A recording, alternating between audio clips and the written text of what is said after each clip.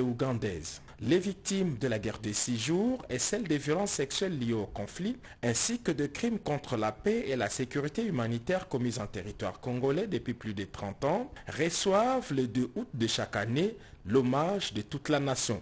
Après Kinshasa en 2023, c'est au tour de la ville de Kisangani d'abriter cette année la cérémonie commémorative du Génocide, les génocides congolais pour des fins économiques. C'est au cimetière des victimes de la guerre des 6 jours qu'a été érigé en 6 jours également les sites mémoriels. Représentant les présidents de la République, Félix-Antoine Tshisekedi Tshilombo, et au nom de toute la nation congolaise, la première ministre Judith Suminwa Tuluka est venue se recueillir et rendre hommage à nos compatriotes. La chef du gouvernement a reçu quelques explications du directeur général du FONAREV, les maîtres d'ouvrage de ces sites mémoriels, avant d'entamer son parcours de souvenirs.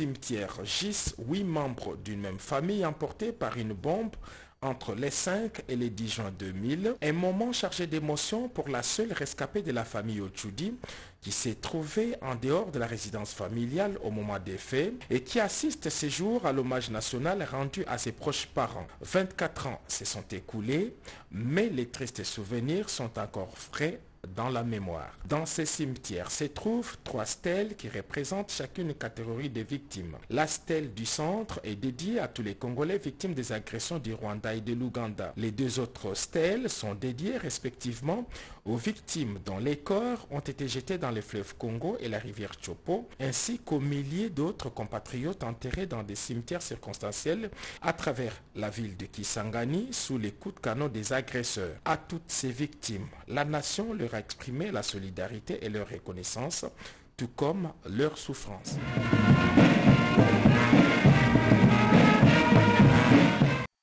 Et en cette journée du 2 août, une cérémonie de commémoration du Génocide a été organisée au Palais du Peuple en mémoire des victimes du génocide congolais pour les gains économiques. Pierre Kibambe-Somo, Tigana, Vemba.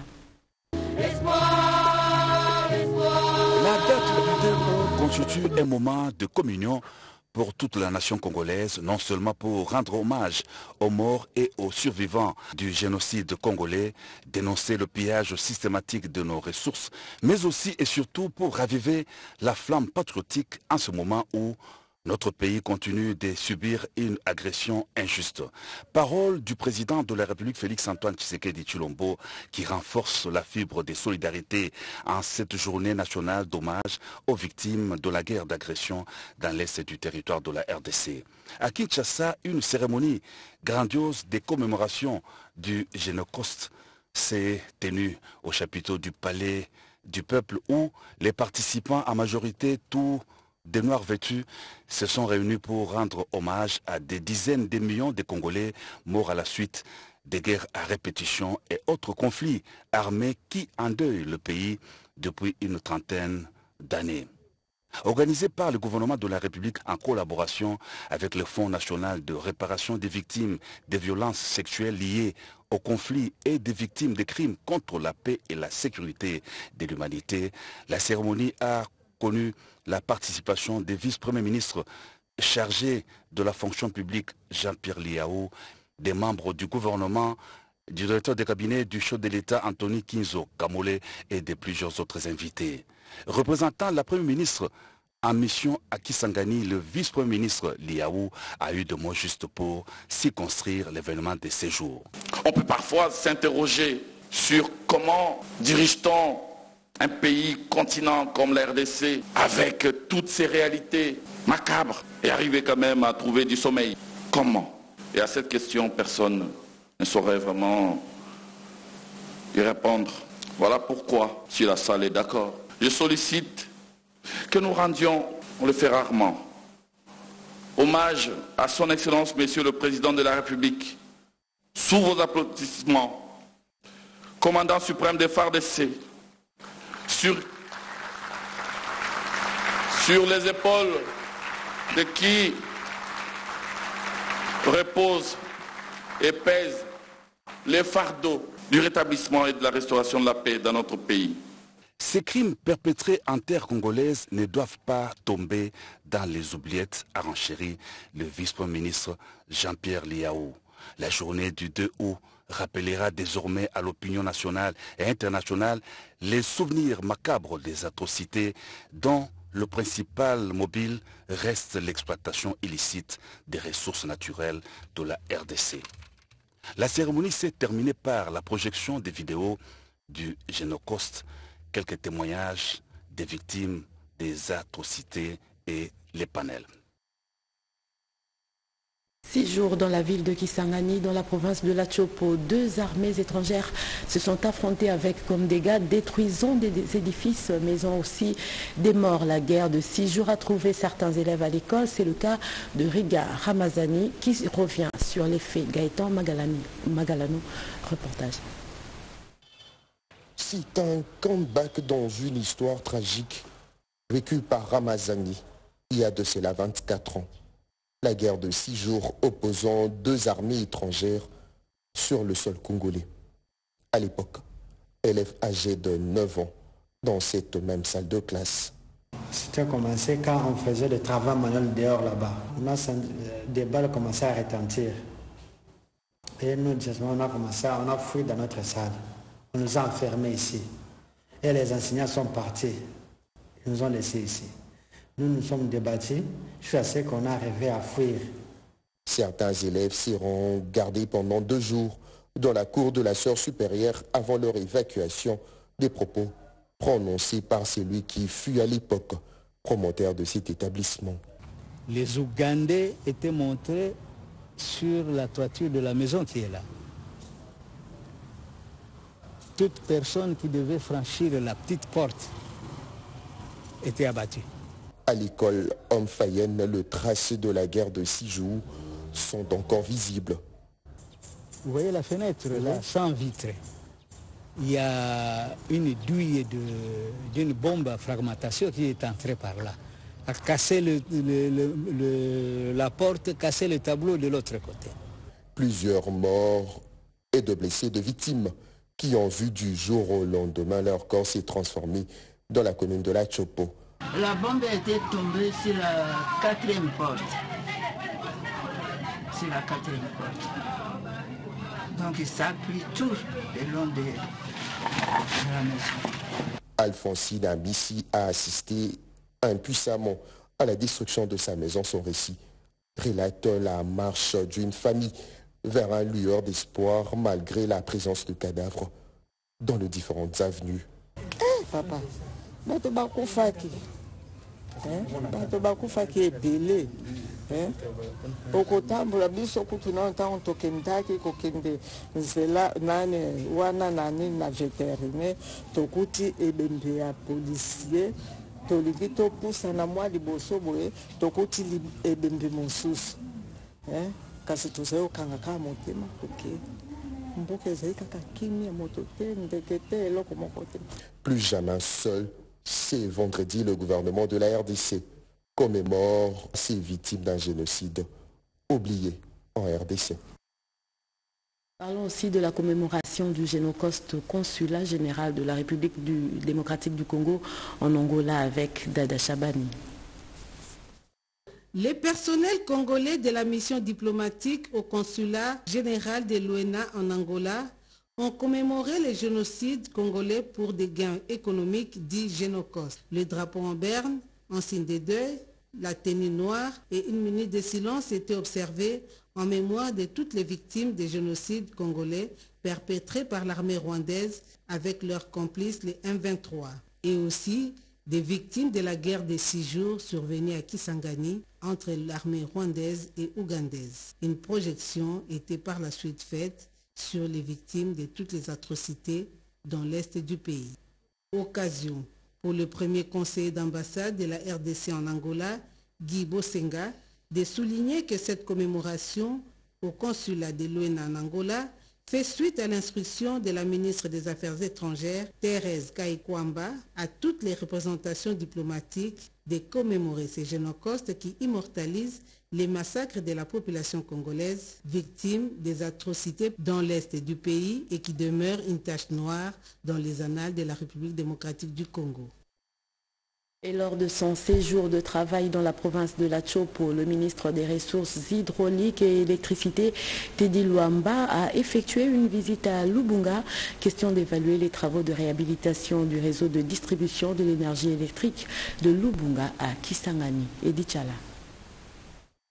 Après son arrivée à Kisangani, dans la province de la Chopo, pour prendre part, vendredi 2 août, à la journée commémorative du génocide congolais, le ministre des Ressources hydrauliques et électricité, Teddy Luamba, concentre ses efforts dans l'amélioration de la desserte en électricité en droite ligne de la vision du président de la République Félix-Antoine Tshisekedi à travers les 6 engagements contenus dans le programme du gouvernement. Teddy Luamba a consacré la journée du jeudi 1er août à l'évaluation des travaux de réhabilitation du réseau de distribution électrique de Lubunga à la rive gauche de Kisangani. L'objectif est de palper la situation de la desserte en énergie électrique et accélérer la réhabilitation du groupe 1 de la centrale hydroélectrique de la Chopo. Le constat est positif parce que nous avons des signes palpables des travaux qui se sont exécutés.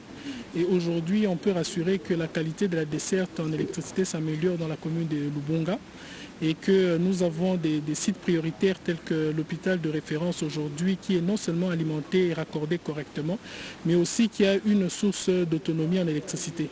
Donc je demanderai à toute la population de se rassurer que les travaux vont s'exécuter un peu partout dans ce cadre. Au cours de cette visite d'inspection, Teddy Luamba, accompagné du directeur général de SNEL SA, Fabrice Lucinde, a examiné les travaux effectués par le fonds Frivao.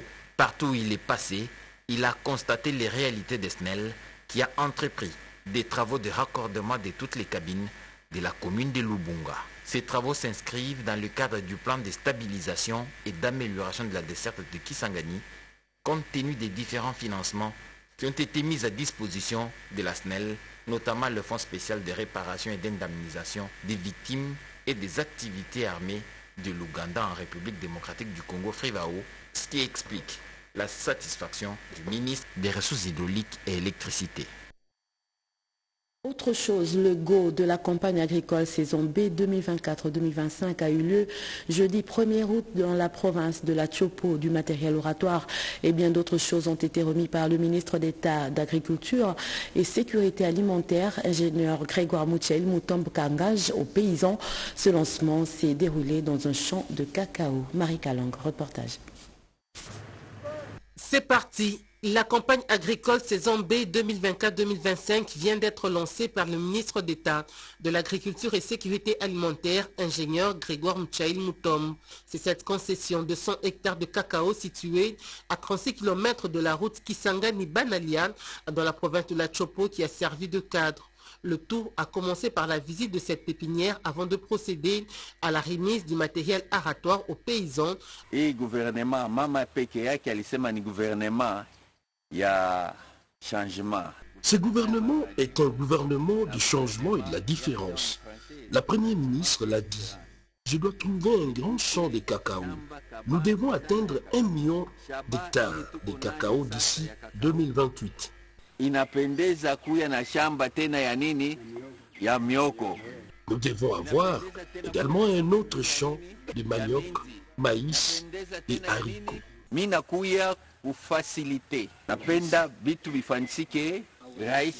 Les bénéficiaires ont exprimé leur satisfaction après avoir reçu ce don du gouvernement. Nous disons merci pour tout ce qu'il vient de faire. Son Excellence ministre, merci au ministre. Avec tous ces instruments de travail, nous ne pouvons que faire une bonne récolte. À noter que cette pépinière de cacao est un projet du ministère de l'Agriculture financé par le gouvernement de la République et les partenaires. Après la province de la Chopo, le ministre d'État de l'Agriculture et Sécurité alimentaire, ingénieur Grégoire Mouchaïl Moutombe, va se rendre dans le reste du pays, toujours dans le cadre de la campagne agricole. Pendant ce temps, le ministre des Finances prône la bonne gouvernance à l'université de Kisangani avec Sylvie Moemo. Devant le monde scientifique de Kisangani, réuni dans l'amphithéâtre de l'université de Kisangani de la province de la Chopo, le ministre des Finances a fait la recension de son ouvrage intitulé « La réforme des finances et l'administration publique en République démocratique du Congo ». Doudou Fwamba Likunde Libotaï a étalé ces réformes comme le rajeunissement et la digitalisation de l'administration. À la question d'un intervenant de savoir quel est son secret, le ministre des Finances a répondu sans embâche, il n'y a pas de magie sur le travail et l'application de lois et principes établis avant d'informer l'assistance sur le décaissement des frais liés à la rétrocession des entités territoriales décentralisées. Lorsque vous dépensez par procédure exceptionnelle, la dépense ne passe pas par les circuits de contrôle. C'est là où il y a la mafia également, où il y a les copinages, les combines, la corruption et les détournements des deniers publics. Il n'y a pas de magie. Soyons des patriotes, aimons notre pays. Nous avons une jeunesse dynamique qui ne veut que de l'emploi pour ajouter sa pierre à l'édifice. Mon rôle en tant que ministre des Finances, c'est de mieux gérer les ressources de l'État. Ces étudiants n'avaient pas perçu cet argent il y a 6 mois. L'orateur du jour a insisté sur le fait que la croissance n'est possible qu'en abandonnant les mauvaises pratiques. L'assistance a salué la pertinence de l'intervention du ministre Doudou Fwamba Likunde. Une pensée pieuse a été observée en mémoire des victimes tombées lors de la guerre des 6 jours. Guerre qui a opposé à Kisangani les armées rwandaises et ougandaises. Et puis le ministre national des Mines vient de boucler sa toute première mission dans la province du Haut-Touélé par la cité minière de Durba à Ouacha avec le gouverneur Jean Bakomito. Le ministre Kizito Kapinga a mené plusieurs activités avant de regagner la ville de Kinshasa. La deuxième et dernière étape de la mission officielle du ministre national de Mines dans les territoires de Ouacha après Isiro a été marquée par la séance d'explication sur la gestion de la société Kibal Gold avant la visite guidée de la mine. Kizito Kapinga Mouloume et le gouverneur Jean Bakomito Gambu ont tout vu et tout écouté de l'usine à la mine, tant à ciel ouvert que souterraine. Ils s'en félicitent. C'est une mission, je dirais, positive. Nous avons pu prendre connaissance de tout ce qui se passe ici dans le secteur minier. Nous avons travaillé avec l'excellence monsieur le gouverneur de la province. Je me fais de devoir porter toutes les recommandations et les observations que nous avons faites auprès du chef de l'État. Le patron congolais de mines conduit par Jean Bakomito a été aussi salué. L'évêque administrateur apostolique du diocèse catholique d'Issiro-Niangara, Monseigneur Dieudonné Madrapilé, avant d'échanger avec les forces vives en la salle polyvalente Kibali à Durba et laisse un message d'espoir. C'est important qu'il y ait une très bonne collaboration entre les autorités provinciales et la population. On a vu tout ce qui se fait avec les aspects communautaires issus des revenus de la mine. La mission de 48 heures effectuée par le ministre Kizito dans les Haut-Touélé est un ouf de satisfaction pour le gouverneur Jean Bakomito Gambu. La présence du ministre vient redonner espoir, surtout qu'il nous amène un message fort du président de la République, donc Félix-Antoine Tshisekedi, qui veut que le membre du gouvernement soit proche de la population. C'est après un coup de main fraternel avec le chef de l'exécutif provincial que le ministre national de mines quitte les Haut-Touélé par l'aérodrome de Doko dans la cité minière de Durba. Et le Conseil supérieur du portefeuille vient d'acquérir un lot important de matériel de bureau et informatique. C'est pour améliorer la surveillance des risques budgétaires liés à la gestion des entreprises publiques. Un don de la Banque mondiale par le comité de pilotage et d'orientation de la réforme des finances publiques. Rikin Zuziloya, Hermé Bangando. Avec pour mission d'assister le ministre ayant le portefeuille dans ses attributions dans la gestion des participations de l'État au sein des entreprises publiques et dans les organismes internationaux à caractère économique et financier dont la RDC est membre. C'est à ce titre que le Conseil supérieur du portefeuille a été repris sur la liste des bénéficiaires des mobiliers des bureaux et autres matériels informatiques dont de la Banque mondiale à travers le projet d'amélioration des recouvrements des recettes et la gestion des dépenses en RDC. Selon l'axe 5 du projet encore énoncé par Cécile Ombilingo Kitenge, assistant technique au COREF. La Banque mondiale accompagne la République démocratique du Congo dans la maîtrise des risques budgétaires liés à la gestion des entreprises publiques. Les conseils supérieurs du portefeuille se retrouvent renforcés dans ses capacités avec des matériels informatiques de pointe, des mobiliers, des bureaux qui améliorent leurs conditions de travail. Le nombre est assez important pour couvrir les besoins du Conseil supérieur du portefeuille. Son président Norbert Nkoubou reste reconnaissant envers le gouvernement de la République et le bailleur. Le tout procède d'une volonté politique du gouvernement de la République. Dans le cadre de la signature de ce contrat avec la Banque mondiale à travers tous ces équipements qui sont arrivés. C'est d'ici l'occasion pour nous de remercier sincèrement la clairvoyance, la vision du président de la République, Félix Antoine Tshisekedi, qui inscrit nos entreprises et nos institutions dans la performance sur la mise en valeur des compétences du CSP et ce matériel certainement contribuera à y répondre. Ce lot succède à d'autres équipements déjà reçus par le Conseil. Poursuivons ce journal avec la 46e Assemblée générale de la Confédération africaine de football qui aura lieu le 10 octobre prochain à Kinshasa. Une délégation de la CAF était reçue en audience par le conseiller principal du chef de l'État au Collège éducation, recherche scientifique, culture et arts et questions religieuses. La CAF demande donc l'implication du chef de l'État pour la réussite de cet événement. Le conseiller principal du chef de l'État au Collège éducation, recherche scientifique, culture, arts et questions religieuses a accordé mercredi dans la soirée la première audience à la délégation de la CAF qui compte organiser la 46e Assemblée générale ici à Kinshasa. Nous sommes actuellement ici à Kinshasa dans le cadre de la première visite d'inspection qui concerne la 46e Assemblée générale de la CAF. Au cours des derniers jours, on a eu la possibilité de s'entretenir avec les différents ministères, les parties prenantes et certaines personnes du secteur privé pour veiller vraiment à la bonne organisation de cet événement. Je peux vous dire que nous sommes très enthousiasmés à l'idée d'organiser cet événement à Kinshasa qui est la terre de notre secrétaire général. Le point de chute devait être la présidente de la République qui chapeaute le tout pour que nous puissions avoir accès à tout ce qui était possible pour que cet événement, comme l'a dit M. Cédric, soit vraiment un événement qui donne une image positive de notre pays et de la capitale de la République démocratique du Congo.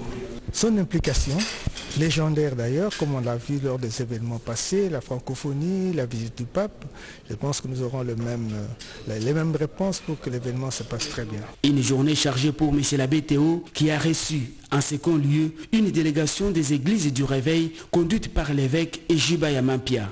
Cette dernière était venue lui annoncer aussi la tenue d'un sommet de l'unité qui réunira les leaders des églises du réveil. Nous sommes venus pour lui montrer que l'église du réveil du Congo, nous existons et nous voulons être unis. Et à l'issue, nous avons annoncé la tenue d'un sommet de l'unité où tous les leaders, que ce soit en province ou même à l'étranger, vont venir à Kinshasa afin de voir qu'est-ce qui nous divisait avant. Nous sommes très positifs, mais nous ne pouvons pas promettre l'unanimité. Mais les grandes figures, les pères du mouvement de réveil dans notre pays, tous sont unanimes. Mais si l'abbé Théo Chilumba a rassuré chaque délégation que son message sera bel et bien transmis au président de la République, Félix Antoine Tshisekedi Tshilombo. Parlons médias, formation des agents du secrétariat général avec l'UNICEF. Les détails avec Jean Kassangana Mbengu. 2 jours ont été jugés largement suffisants pour permettre aux participants à cet atelier d'être outillés après le renforcement de leurs capacités pour le développement, le changement social et des comportements. L'initiative de la convocation de cet atelier au centre Thérésianum revient au secrétariat général de la communication et des médias qui a bénéficié du précieux concours d'une agence spécialisée des Nations Unies.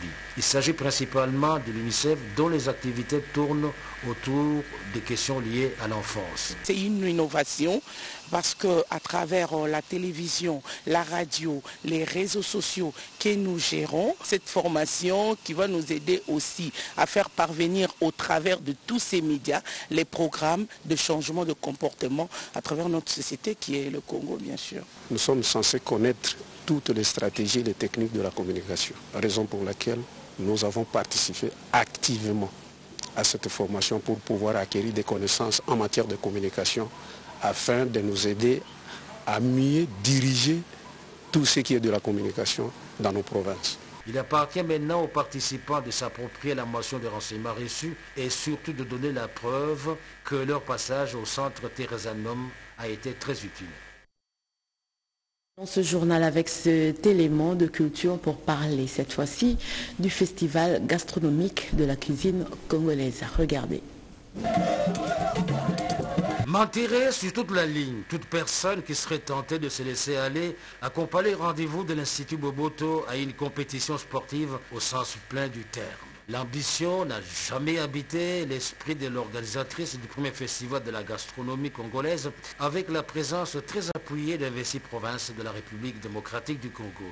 L'idée fondamentale, proprement culturelle, est plutôt de proposer et de faire apprécier au public la variété et surtout la valeur de la gastronomie congolaise. Nous avons décidé à l'Office national du tourisme de porter la gastronomie congolaise qui fait partie de notre programme quinquennal pour faire découvrir la gastronomie congolaise à travers les autres provinces ainsi que, pourquoi pas, tout le continent africain et aller jusqu'au-delà des frontières, des mers, des océans.